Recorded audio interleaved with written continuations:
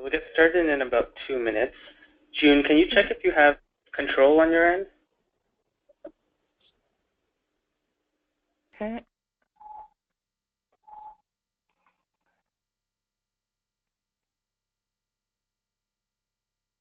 If I have control, so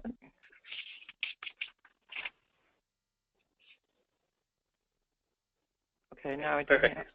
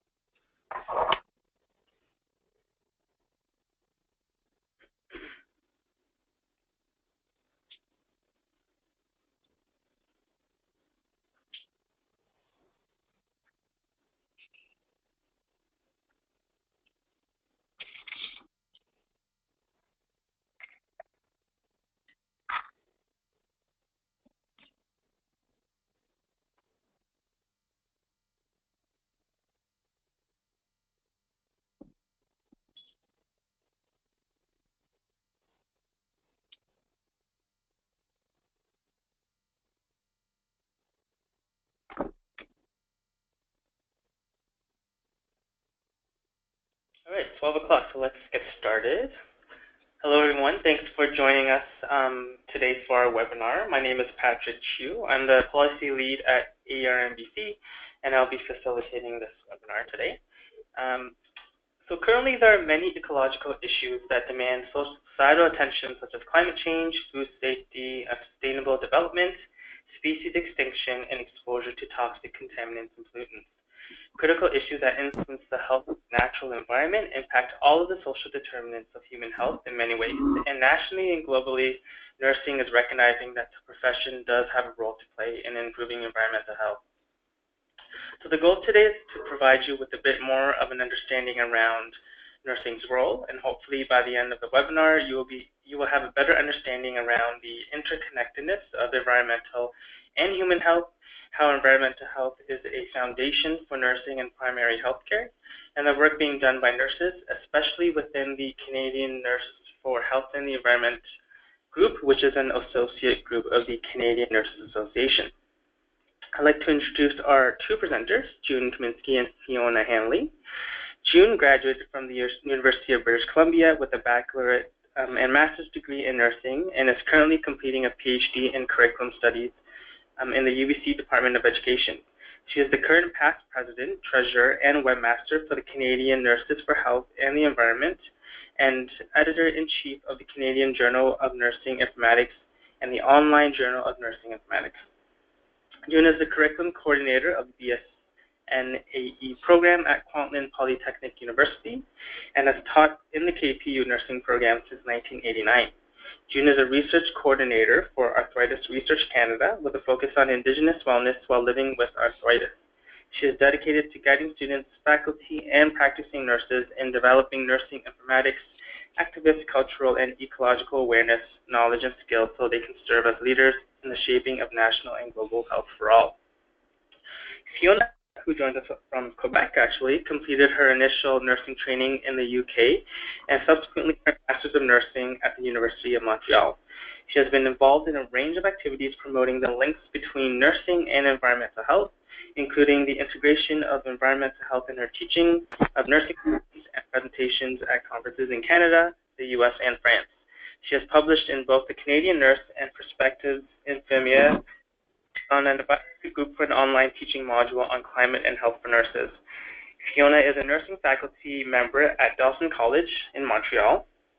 She was a member of the Canadian Nurses Association Environmental Reference Group and is currently the Quebec rep for the Canadian Nurses for Health and the Environment, and she is also a board member of the Synergy Santé Environment.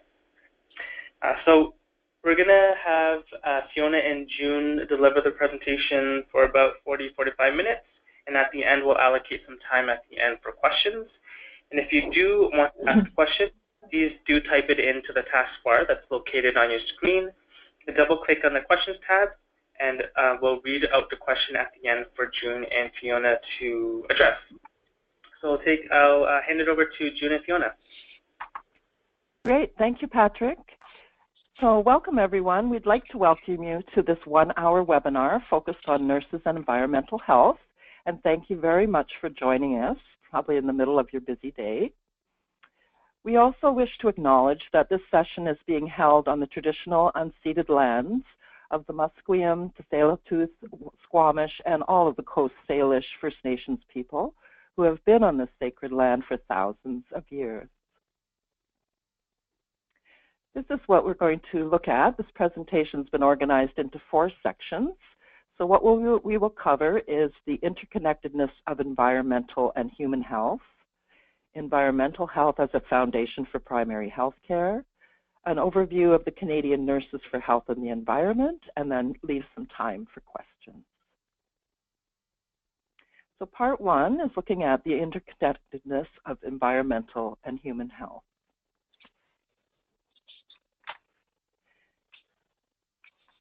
So the natural environment is considered to be an important and interconnected determinant of health. Currently, many ecological issues demand societal attention, including climate change, food safety, medical waste, and other waste, and exposure to toxic contaminants and pollutants. Critical issues that influence the health of our natural environment impact all of the determinants of health in many ways.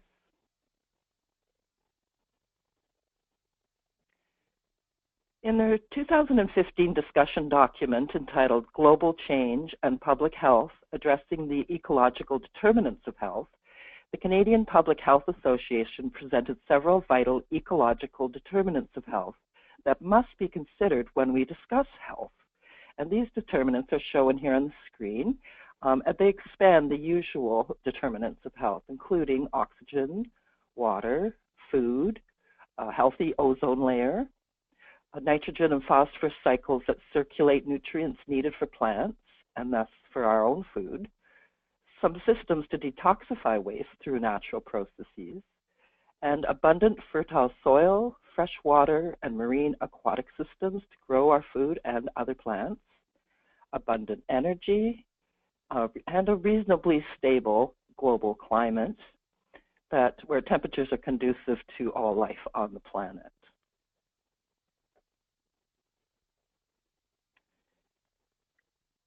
Urbanization is also an important factor to consider in environmental health. For the first time in human history, we now live in an urban world.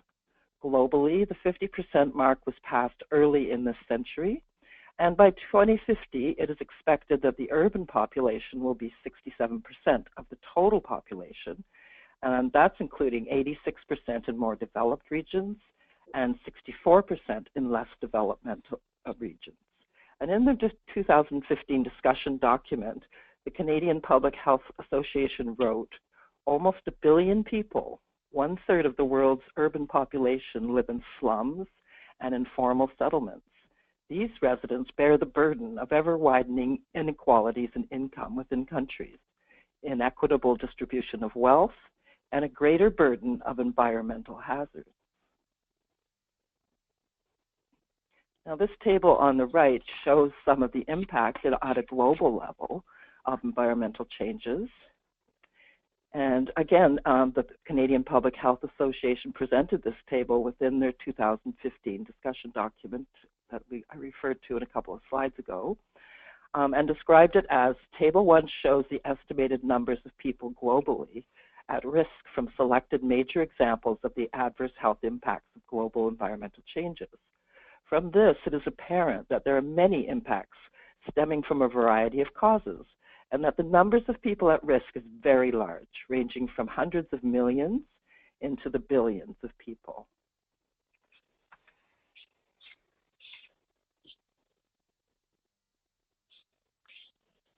Hello, everybody. This is Fiona here. So we've talked about a little bit about the impact on humans, and so we also need to talk about the human impact on the environment itself too. So we know that for around about 12,000 years, the Earth has experienced a temperate and stable period that is called the Holocene, and this period has allowed humans to expand and to flourish.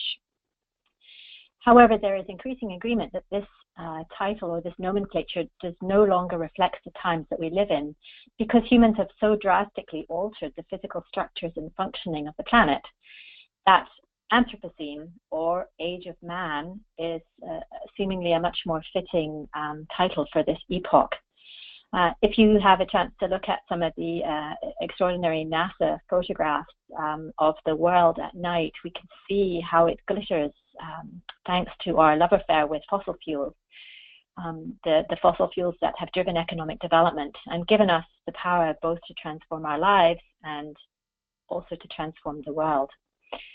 So we have failed really to grasp the radical changes that have happened planetary-wide, and even not to really notice the consequences of, some say, it's a huge out-of-control experiment, so that we've altered not only the geological structures and patterns on land and water, but also the atmospheric, cryospheric ecosystems and overall global functioning. So despite the huge advantages that have been brought to human health and well-being, we have also increased our capacity to put at stake the gains that we have made over the last couple of centuries. So the result is the age we have made, the Anthropocene, the consequences are pollution of our air, water, soils, chemical pollution, etc. You can read the list here: radioactive pollution, population explosion, and other major impacts on our global environment. And also we can talk about the loss of our connection to nature, to our sense of belonging, and the loss of security and a sense of place that has resulted from all these massive impacts that have occurred across the planet.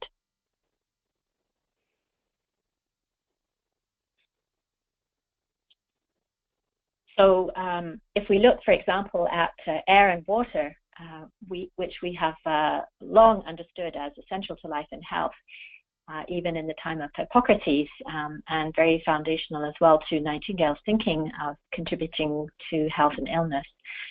So we know that Canada, for example, is a country largely defined by water and very rich and pristine lakes and rivers, but we are not always conscious that our water and air are in jeopardy, that lakes and rivers have been repositories for industrial and agricultural runoff.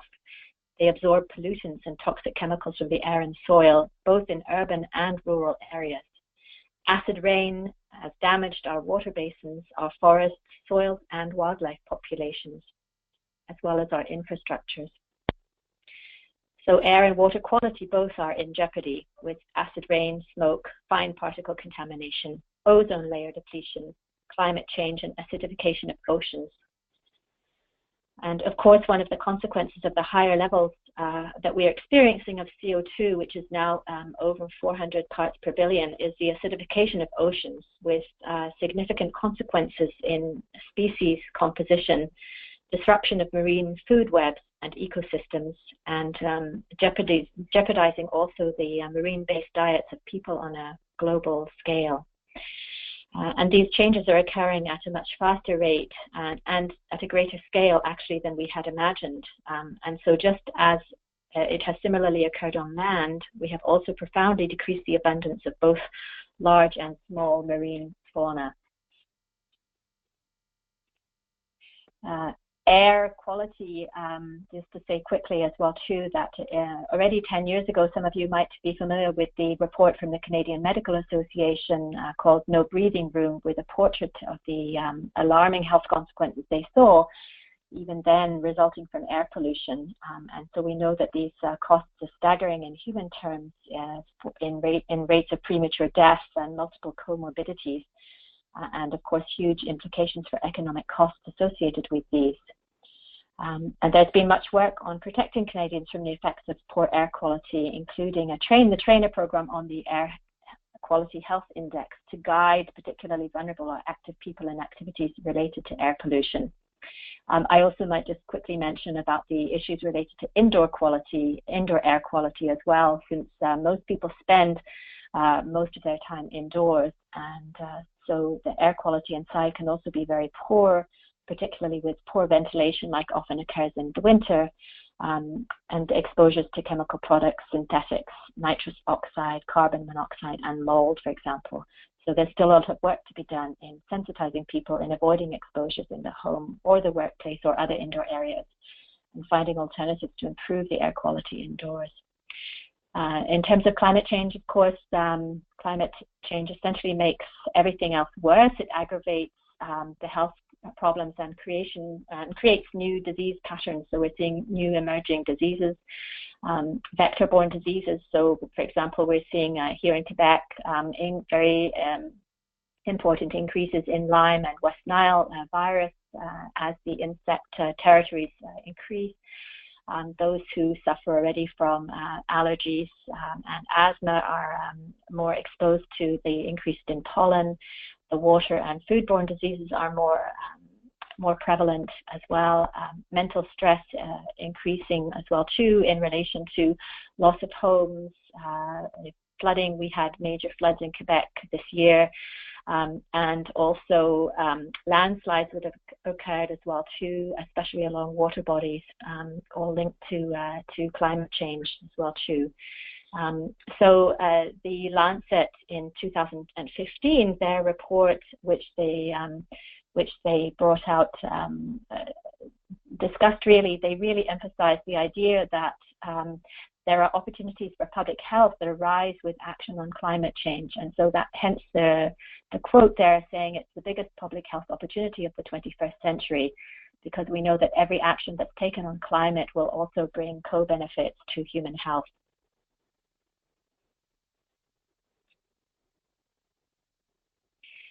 Those of you might be familiar with the Living Planet Index, and so the latest index that was published in 2016, the report shows that there's a very important subset of populations of species that have declined by alarmingly by 58% between the years 1970 and 2012. And although the trends are different in different systems, so we've mentioned about earth systems declining, and also marine systems have also declined at really quite similar rates. And freshwater is reduced to freshwater species are reduced to less than a quarter of their abundance in 1917. So very important markers of changes occurring in the natural world as well too.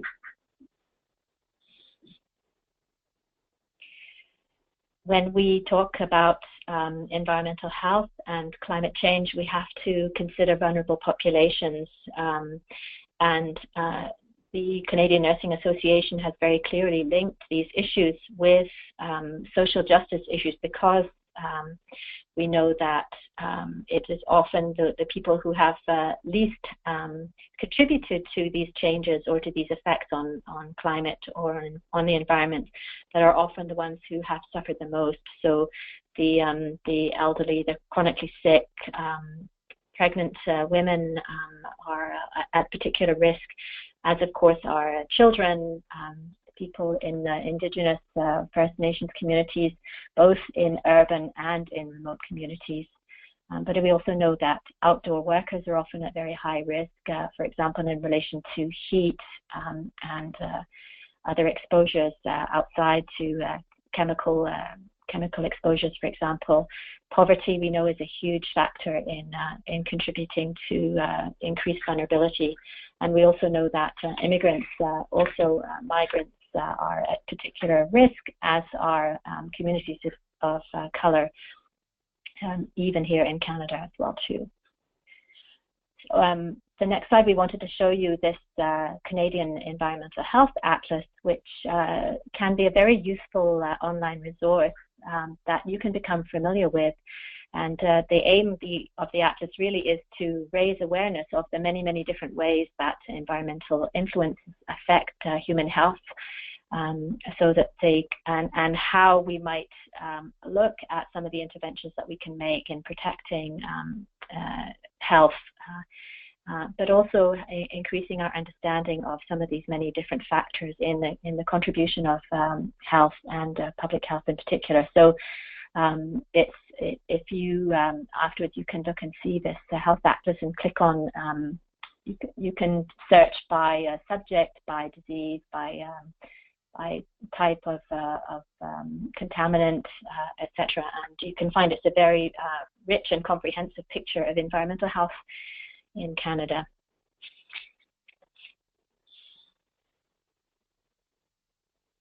Okay, now we're going to switch to look at the role of nurses in environmental health. The environment is an important determinant of health, as we've mentioned, and has a profound impact on why some people are healthy and others are not. The Canadian Nurses Association believes that the public expects nurses to be aware of and to know how to promote Canadians' health in the context of environmental health issues. In their updated Nurses and Environmental Health Position Statement, this was just updated this year, the CNA outlined the role of nurses in environmental health, which included assessing and communicating risks of environmental hazards to individuals, families, and communities, advocating for policies that protect health by preventing exposure to these hazards and promoting sustainability, producing nursing science, including interdisciplinary research related to environmental health issues, and educating patients, families, and communities about environmental health and how to address the key issues from that, showing leadership in personal practice that support and reduce harm to the environment, and that can be done in so many different ways, collaborating with interdisciplinary colleagues to identify and mitigate environmental health risks in practice environments, and promoting the development of natural and built environments that support health.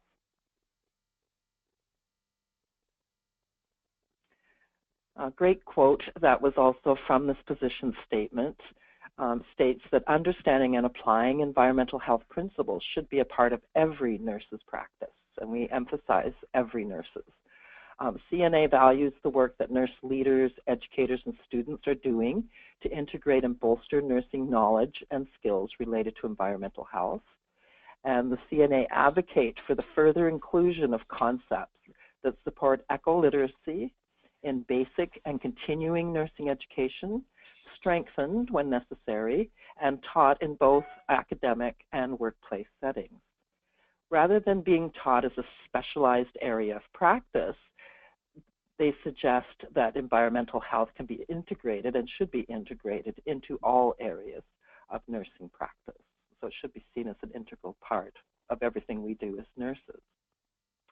Now, this is another amazing resource available on the Canadian Nurses Association site. It's their Nursing Environmental Health portal, and it offers several key resources that you can explore. These include 3-minute videos that feature different nurses from across Canada and focused on health, environment, and nursing. Another one's the role of nurses in greening the health system, and then there's one on nurses and climate change. There's also some backgrounders on the ecosystem, natural environment, and health and nursing. There's one on environmental health and an introduction for nurses, and then the role of nurses in greening the health system and the role of nurses in addressing climate change. And then this is where you can see the updated position statements. 2 of them have been updated this year. One is climate change and health and nurses in environmental health. And then there's another one called Toward an Environmental Responsible Canada Health Sector that was done collaboratively with other groups. And then there's a couple of other publications available and some education modules.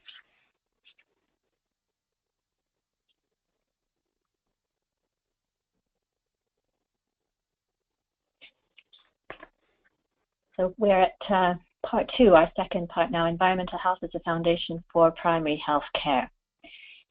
So we just wanted to say a few words about primary health care, which, as it says here, includes all services that play a part in health, including income, housing, education, and environment.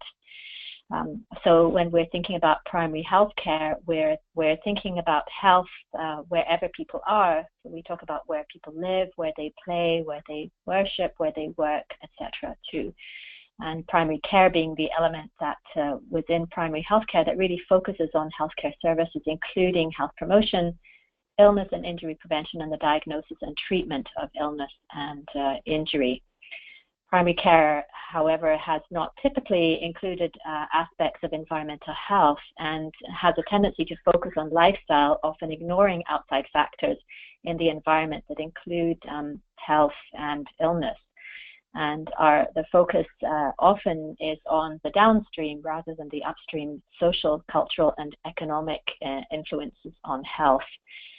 So that although that in principle the approach means being attentive to and addressing the many factors in the social, economic, and physical environments that can affect health, and that are emphasized here, as you see by the Canadian Nursing Association summary of the issues in relation to primary health care from 2005 already, it often in practice is not recognized in that way too. Some of you might be familiar with some of the work of Dr. Trevor Hancock from the University of Victoria and editor of the Canadian Journal of Public Health, who has really argued on the importance of, he was one of the authors of the Ecological Determinants of Health report that June had mentioned earlier on, and really argues for taking an eco-social approach in population health promotion to recognize the interactions between ecological and social determinants of health and the profound implications for the practice of public health that could occur with that. We also know that prevention and health promotion has a very small part in our healthcare budget, and recent numbers have shown that budget for prevention is estimated to be in BC something like 5.5%, and shamefully Quebec is even less at less than 2%, example well too.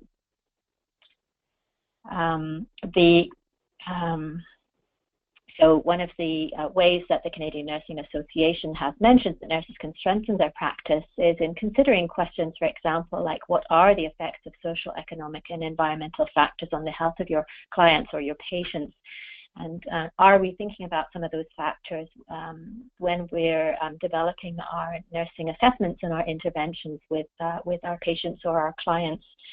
And we will certainly provide some tools for some assessment tools that are being developed in terms of how to phrase some of those questions and what some of the questions are that we can ask. The core values of primary healthcare were, it's worth reminding ourselves really of some of these core values that were developed in 1978. But perhaps nowadays with planetary health as a foundational context for all of these, since we understand so much more about some of the planetary changes that have occurred since the Alma Ata Declaration of 1978.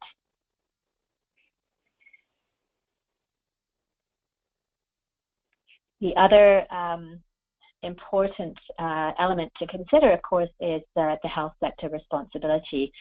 And there was a joint position statement that was created in 2009 between the Canadian Nursing Association, the Canadian Public Health Association, and a whole list of other groups, where there was the creation of a call to action really for governments and policymakers at all levels to understand and address links between health and the environment, and therefore to incorporate these links into policy decisions through legislative and budgetary actions. There was a very strong call for all healthcare organizations to really make the pledge to be conscious of and to decrease the impact that their activity has on the environment and seek solutions to the barriers that currently exist. We might mention that the healthcare system, of course, is a huge industry in Canada, and it uses vast amounts of resources. It's a very significant contributor to environmental problems of air quality, waste, like we previously mentioned, chemical exposures, etc. Dioxins and furans being some of the important air pollutants that come from incineration in our healthcare systems as well too. So we really, the Canadian Nursing Association has been very outspoken in calling for all individuals working in the healthcare sector to both to model and to advocate for environmentally responsible approaches in delivering healthcare, at the same time not compromising patient safety or care. And we certainly believe that nurses can have a very important impact, and that nurses are very particularly qualified to bring information to the public on protection from environmental sources.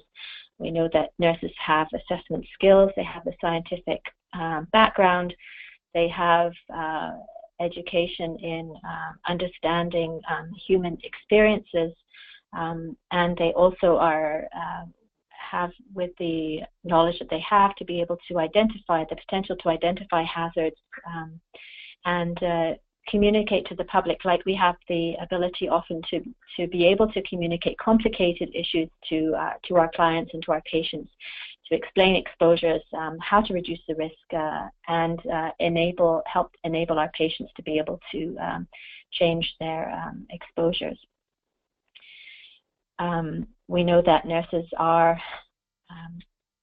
there is a role for every nurse to promote and support actions to optimize the health of the environment in relation to links to human health. And I would also add that nurses are really key in recognizing the importance of health environments, or the links between nature and the assessments of ourselves as humans. That we, when nurses speak out, for example, on the right to a healthy environment, then people can listen.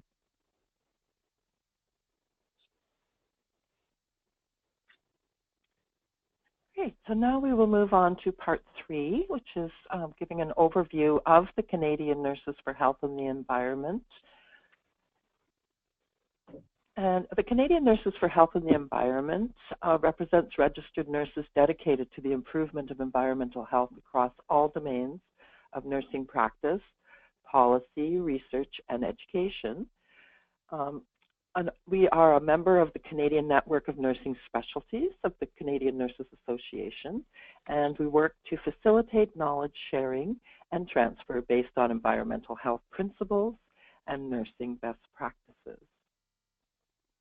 These are the objectives of the group. So we work to achieve facilitating knowledge sharing and transfer based on environmental health principles and nursing best practices, support evidence-based environmental health practice, influence policy development and legislation to support environmental nursing practice, and promote educational and research opportunities for nurses. We do have a website, and you can see the link at the bottom of this blue section of the screen. Things that we currently offer is our blog and social media, partnerships with other groups across Canada that are promoting eco-literacy and environmental concerns, advocacy and issues, environmental action alerts, research and education support, updates from the Canadian Nurses Association. And we are thinking about having a national conference, and we do encourage people to attend the biennium for the CNA, and we're usually quite involved in that. We have upcoming events, usually action-oriented or educational. We provide recommended links that will support your research in environmental issues. And then we also have a private members portal and mailing list.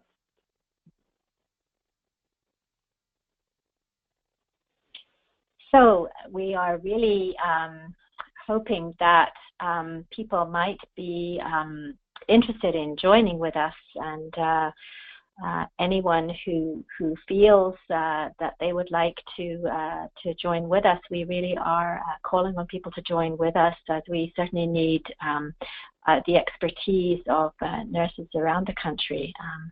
And the experience of nurses in understanding local issues, in acting on in a way that we can help to create a healthier, safer ecosystem. So we were this is our call for action here. We really are hoping that we can increase our membership. We are calling also on students.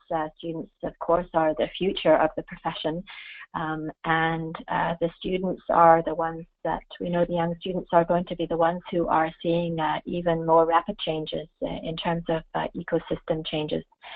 And so we do have free membership for any nursing student enrolled in an approved or accredited undergraduate nursing program in Canada. They are eligible for individual membership in CNHE, and it's very easy to complete the registration form and join us. We are also calling on nursing educators, of course. We would like to invite all nursing faculty and nursing instructors who know how important it is to include environmental health and eco-literacy into the nursing curriculum.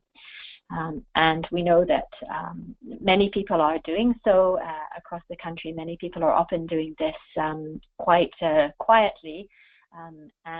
So we certainly would encourage them to think about joining us now and adding your voice to our environmental learning resources, which we are developing for nurses.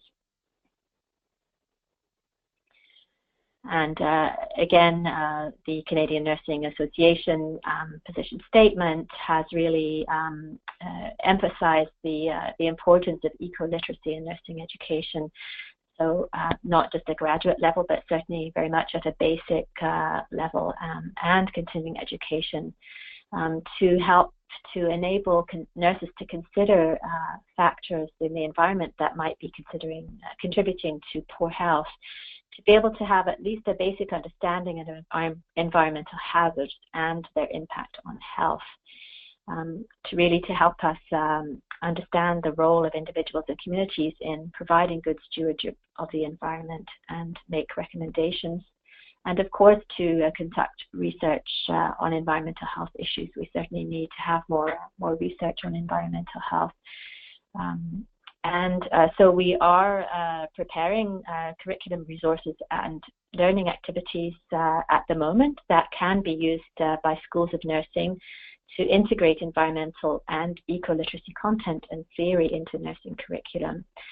And I know June and I, both being educators, have certainly had the experience of doing so and finding ways to weave this into our teaching.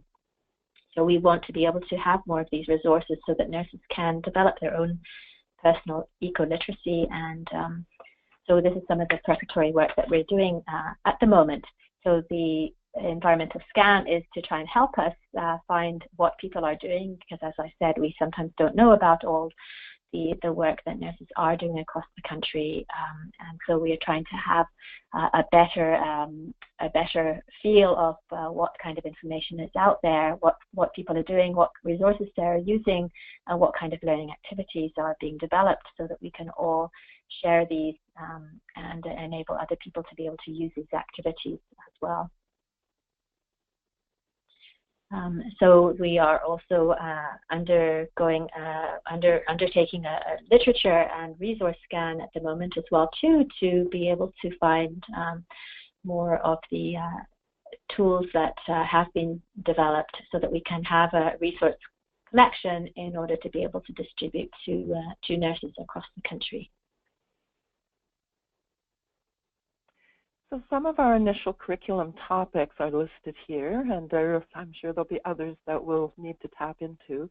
But ones we want to begin with are focused on how nurses can promote air quality, water quality, food quality, address climate change, environmental contaminants, pollution, and ecotoxicity, how to address resource depletion, biodiversity, and species extinction, and then also to raise concerns about radiation exposure, healthcare waste, and promote green healthcare systems, and fundamentally promote eco-literacy in all nurses and nursing students.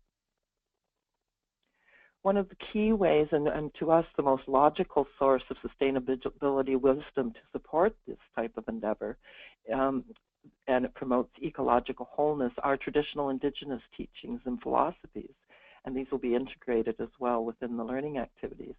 Nursing educational programs are beginning to incorporate indigenous wisdom into curriculum to help evolve echoliteracy and holistic care, and these tenets are also being included, as I said, in this environmental planned curriculum.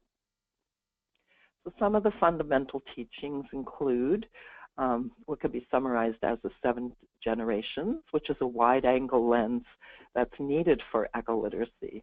This is an indigenous approach and to view all actions from the vantage of 7 generations, the 7 to come and the 7 who have passed, and to think about what we do ripples through time and should be built on the good from the past to ensure the future for the upcoming generations. Also, all my relations and interconnection.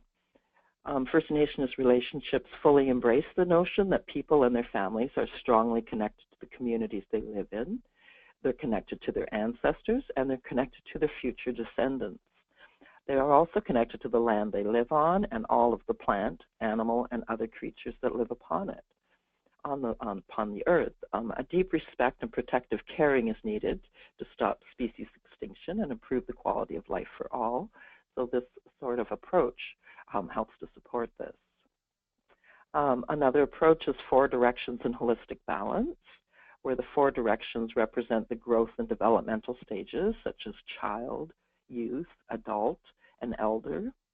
The 4 seasons of life, the 4 directions, north, west, south, and east, and the body, mind, heart, spirit, quaternity, which we all need balance in our minds, bodies, emotions, and spirits for holistic balance. So those also will be included. Another approach is called the 4 pillars of learning, and those 4 pillars are respect, relevance, reciprocity, and responsibility. Respect, meaning respecting all who live on this planet.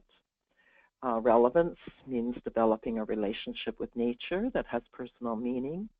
Reciprocity is creating a dance-like reciprocity with all living things, so we do not impinge on the well-being of other species, etc. And responsibility, becoming stewards for the earth and the 7 generations, both past and future.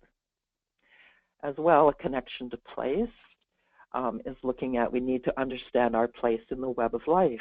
We can start by developing a deep connection to the place where we live, where we play, and where we work. A sense of place emerges through knowledge of the history, geography, and geology of an area, of knowledge about its flora and its fauna, the legends of the place, and a growing sense of the land and its history after living there for a time. As well, we will embrace the notion of being stewards of the land. For countless generations, the First Nations people have had unique, respectful, and sacred ties to the land that sustained them. They do not claim ownership of the earth, but rather declare a sense of stewardship towards the land and all of its creatures. And traditionally, First Nations people see their relationship with each other and with the earth as an interconnected web of life, which manifests as a complex ecosystem of relationships.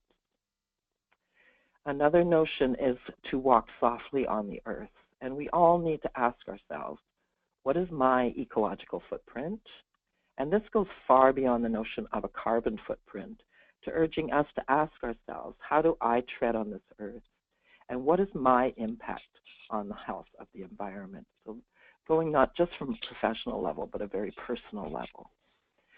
Another way that we feel it works well to teach this sort of curriculum and that we would incorporate in learning activities for educators to use is to encourage learning together and learning experientially. So nursing students could learn by experiencing through theory work, group work, practical work, and experience working with others, and then experience also working with elders and Indigenous communities. By reflecting on their experiences, students make meaning of what they've learned and take action to apply their learning to their nursing care of clients. So opportunities to work together with Indigenous communities, including leaders and elders, would support their learning and connecting with the earth in an experiential way. And then finally, raising our voices together in collective activism. Nursing students need to learn how Indigenous nations are often at the forefront of activist movements to protect the land, water, and air. And an example right now is the Kinder Morgan. There's a lot of First Nations banding together to help support to stop the Kinder Morgan expansion in British Columbia. Also, the fish farms are another very out front kind of activism that's happening right now on the West Coast. Protection of the oceans, lakes, rivers, and aquifers are also of high concern to many Aboriginal communities.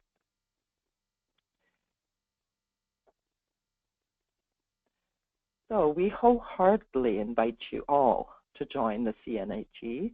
We invite nurse educators to join us and become formal members of our working group to help develop this curriculum.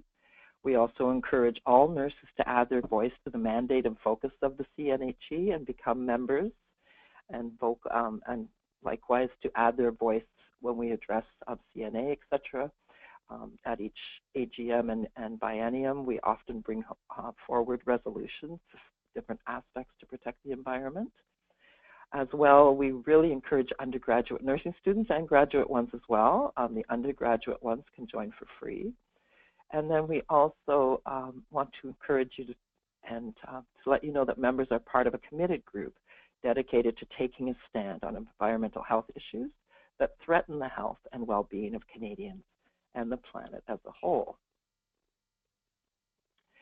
So we've also included on this slide just a handful of resources to help get you started.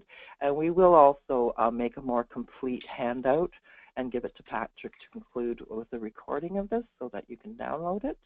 But these are just some really great ones to get you started.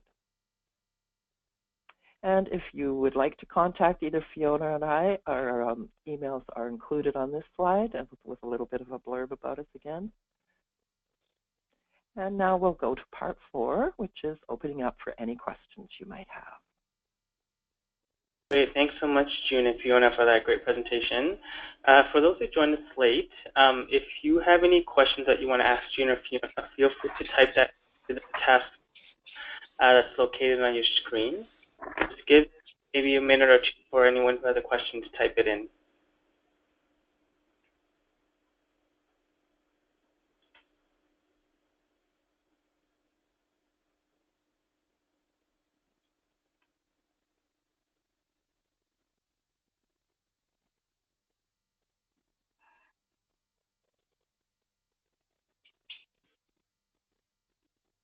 One of the questions is just regarding when the participant can watch and listen to this webinar again. It will be posted on the ARNBC website by the end of this week. So go back to the ARNBC website and check. It's going to be posted under the archived webinars where the rest of the webinars are housed. Another question is, are there any nursing positions in Canada available for nurses to work directly in environmental health?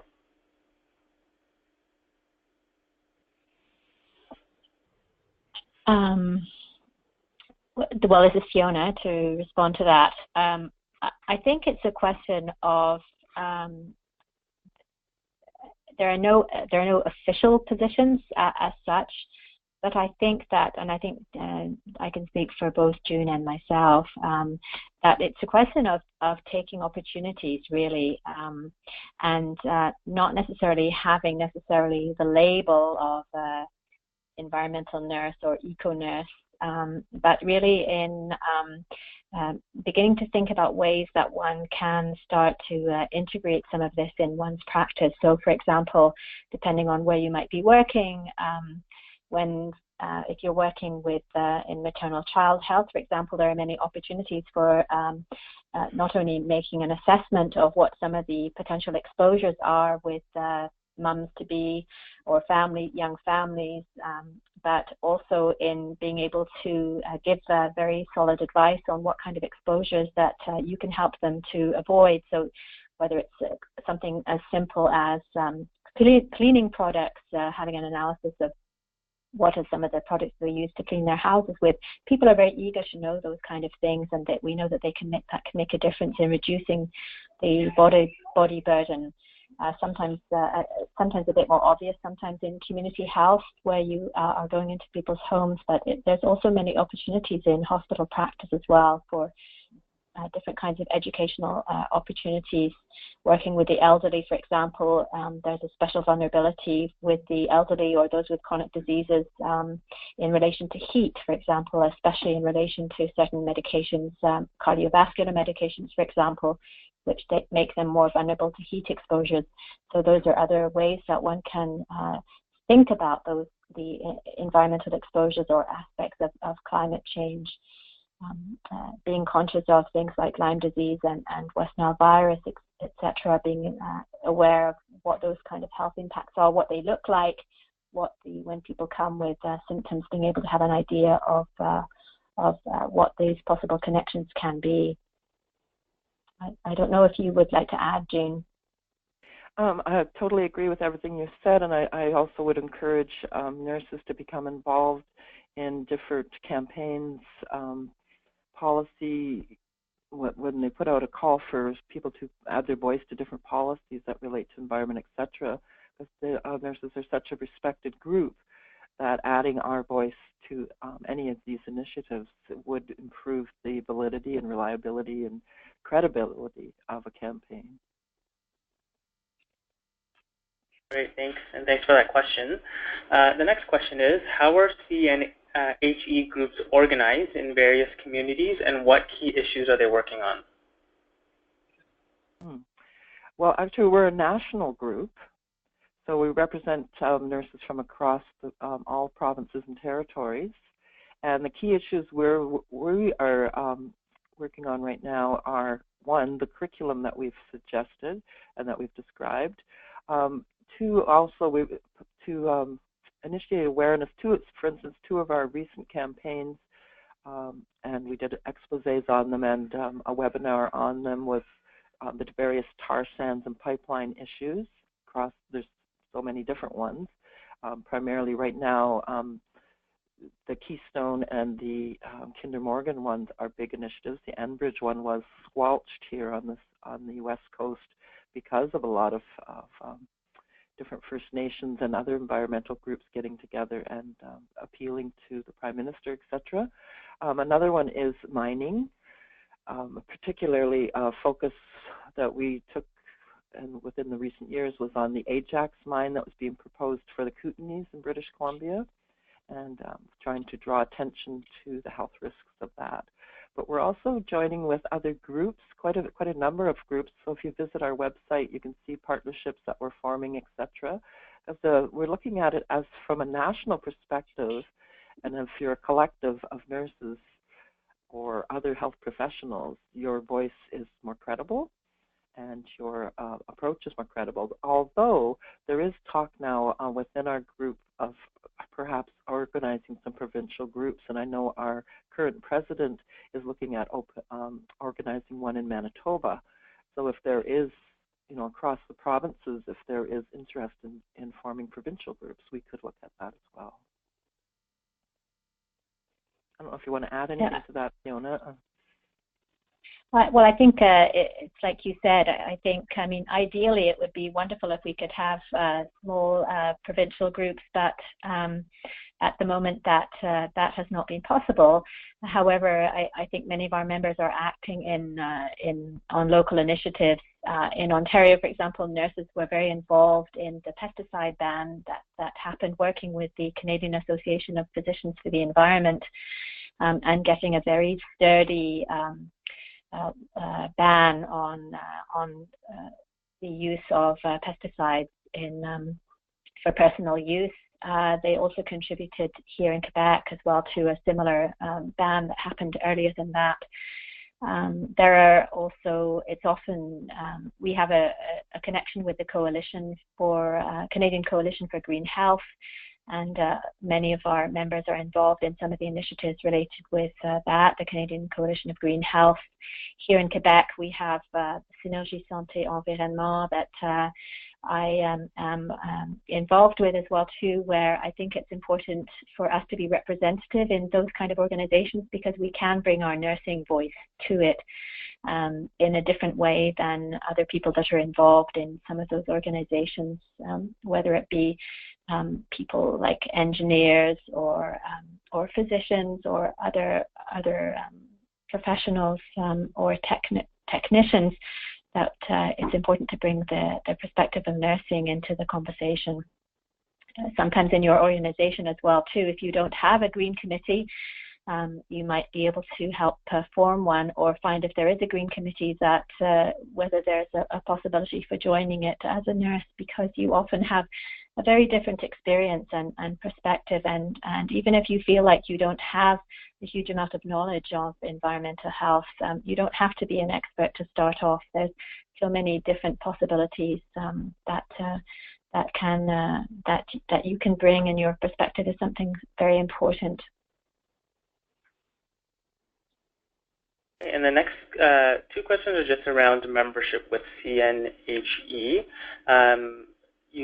To mention that it is free for students to join. The question is it free for everyone else who are not students to be involved? And can new graduates join the CNA Environmental Reference Group? Well, for the first part, our fees are quite reasonable. For registered nurses, it's $35 a year. For retired nurses, it's $15 a year. And then we do have some group memberships. And again, it's if you go to our website and click on the members tab, you'll get all the information there. And the environmental reference group, I'm not clear on that question. I think I can answer that maybe too, because I think that the Environmental Reference Group really was a project of the Canadian Nursing Association as a part of its centennial year. So their big focus in that year was on environmental health. And they had done a survey across the country of nurses to find out what kind of things they would like to have to help them be able to integrate notions of environmental health into their practice, wherever their practice might be. And as a result of that survey, then they decided to take those three topics that June had mentioned earlier on and create tools for nurses to use wherever they were. They're free. You can download them all, the PowerPoints, position papers, background papers, videos. But the project really went for about a year and a half. It was fun, and it came to an end after that time. So although the Canadian Nursing Association has, for example, like June had mentioned, it's renewed the position statements, but there isn't the project as such doesn't go on, and that CNHE, our group, was the sequence of that. Really, those who were involved in that became the Canadian Nurses for Health and the Environment subsequently as well too, to try and continue some of the work that the CNA had done with that reference group. And I think we have time for maybe one or two more questions. So the second last one is around whether CNHE will be holding any type of conference specifically related to the impacts of climate change on health in the near future. At this time, it's in very early discussions, so we have not set a date or a year, etc. But we would be interested, and I know that we haven't held that many conferences. The last one we did hold, we held it with the Aboriginal Nurses Group, which is now the Indigenous one, and Men in Nursing Group. So you probably, if we were going to have a conference, we would try to join with some other partners and do it together. The last one was held in Toronto. Thanks, June. And the last question, can you speak to the trainer program regarding air quality that was mentioned in your presentation? Yes. There is a the trainer project that is still ongoing. that was done through the Canadian, I have to think of, it was through the, I'm just trying to think about the university that it was trying to. I don't remember the exact link, but I can certainly find the information and provide that information too, because it's a very rigorous training, train the trainer to understand about the air quality health index. It's a tool that looks at analyzing what the air quality is on particular days, and then depending on the number that's there, helping to advise our patients or our clients on what kind of activity that they should do based on the air quality of that particular day. I'm sorry, I don't have the exact title, but I can certainly get that very easily. We can add it to our handout. Yeah. Sure. I mean, the problem here is in Quebec, for example, although we had it in Quebec, Quebec doesn't follow the Air Quality Health Index, and so that's a little bit rusty in terms of the exact information about it. Great. Well, thank you so much for all of your questions. That concludes our webinar for today, and I'd like to thank June and Fiona for all of your work for developing this webinar and delivering it. Like June and Fiona mentioned, if you have any questions for them as well as CNAG, their contact information will be on the slides, and the recording and the PDF will be posted on the ARNBC website along with a comprehensive reference list. So please do go back and check up on that. And also check back on the ARNBC website for any webinars that we'll be delivering in the near future. And please feel free to email us if you have any further questions or concerns. So thank you so much, everyone, and we'll see you next time. Great. Thank you, Patrick. Thank you very much, Patrick. Thank you, June. Okay. Thanks, Fiona. Bye. Thank you, everybody. Bye-bye.